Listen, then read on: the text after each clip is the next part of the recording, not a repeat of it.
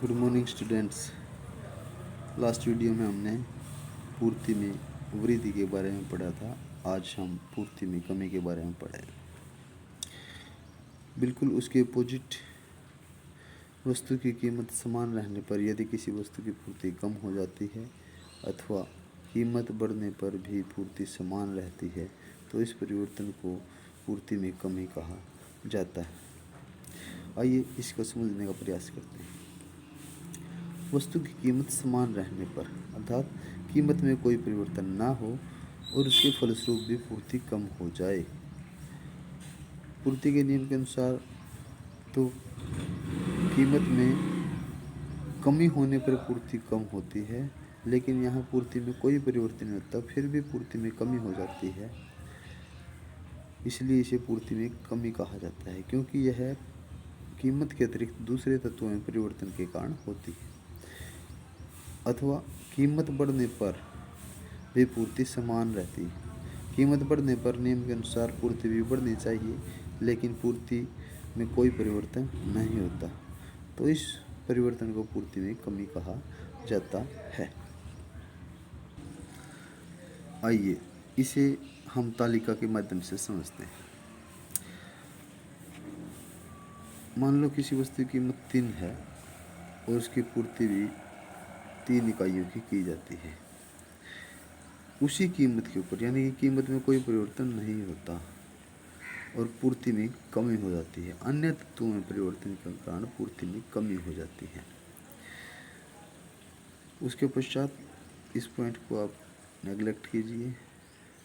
यहाँ देखिए, पहले कीमत 3 थी, सप्लाई भी 3 थी, उसी कीमत के ऊपर पूर्ति कम हो जाती है। उसके पश्चात कीमत बढ़ जाती है। कीमत बढ़ने पर सप्लाई बढ़नी चाहिए, लेकिन वो पहले स्तर जितनी ही रहती है, अर्थात 3 ही रहती है जो पहले लेवल पर थी। इसलिए इसे पूर्ति में कमी कहा जाता है।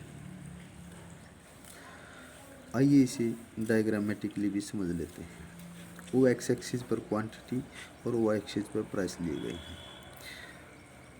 टेबल में प्राइस जब 3 था तो उसकी क्वांटिटी भी 3 थी, अर्थात ए पॉइंट पर पहले हम आते हैं। उसके पश्चात उसी कीमत के ऊपर पूर्ति कम हो जाती है, अर्थात 2 हो जाती है, तो यहाँ पर बी पॉइंट बनेगा।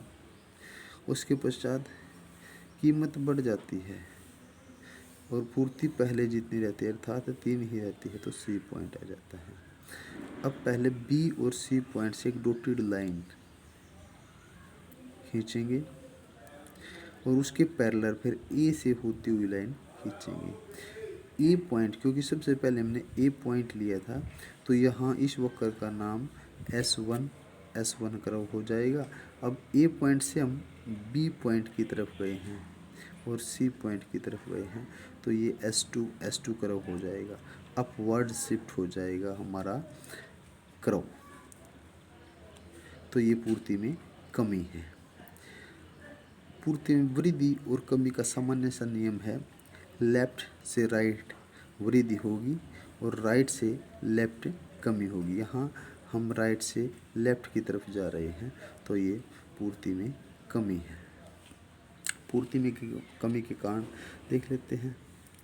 जब तकनीक के पुराने पड़ जाने के कारण उत्पादन लागत में वृद्धि हो जाती है, यानी कि लागत की वृद्धि हो जाती है, तो वो उत्पादन करना कम कर देगा, यानी कि सप्लाई कम करेगा, क्योंकि उसके खर्चे बढ़ जाते हैं। उत्पादन कारकों की कीमतों में वृद्धि के फलस्वरूप उत्पादन लागत में वृद्धि होती है। उत्पादन कारकों यानी कि उत्पादन के साधनों की कीमत बढ़ जाती है तो भी वस्तु की लागत में वृद्धि हो जाती है और वो उत्पादन कम करेगा। जब प्रतियोगी वस्तुओं की कीमतों में वृद्धि हो जाती है, यानी कि बाजार में उसकी जो कम्पिटिटिव थिंग्स हैं उनकी कीमतों में वृद्धि हो जाती है, तो उस वस्तु की सप्लाई कम हो जाएगी। जब बाज़ार में फर्मों की संख्या कम हो जाती है, यानी कि बाज़ार में किसी वस्तु का उत्पादन करने वाली जो फर्में हैं वो कम हो जाती हैं, तो उस वस्तु की सप्लाई भी कम हो जाएगी। फर्म निकट भविष्य में कीमतों में बढ़ने की संभावना का अनुमान लगाती है। निकट भविष्य में कीमतों के बढ़ने की संभावना का अनुमान लगाती है। जब फर्म को पता चल जाता है कि आने वाले समय में किसी वस्तु की कीमतें बढ़ेंगी तो उसका स्टॉक कर लेती है, अर्थात सप्लाई कम कर देती है, स्टॉक बढ़ा देती है, जिसको आने वाले समय में बेच करके वो ज़्यादा मुनाफा कमाना चाहती है। बिक्री का जब फर्म का उद्देश्य बिक्री को अधिकतम करने के स्थान पर लाभ को अधिकतम करना होता है, अर्थात जब वो अपने लाभ को बढ़ाना चाहती है तो उसको कम कीमत पर नहीं बेचेगी बल्कि अधिक कीमत पर बेचेगी ताकि उसके लाभ अधिक मिले। अनुदानों में कमी और करों में वृद्धि। जब सरकार टैक्स की दर बढ़ा देती है और सब्सिडी की रेट कम कर देती है तो भी उस वस्तु की सप्लाई कम हो जाती है। आशा करता हूँ आप इसको अच्छे से समझेंगे। यदि कोई कन्फ्यूजन है तो वीडियो को दोबारा रिपीट करके आप देख सकते हैं। Thank you.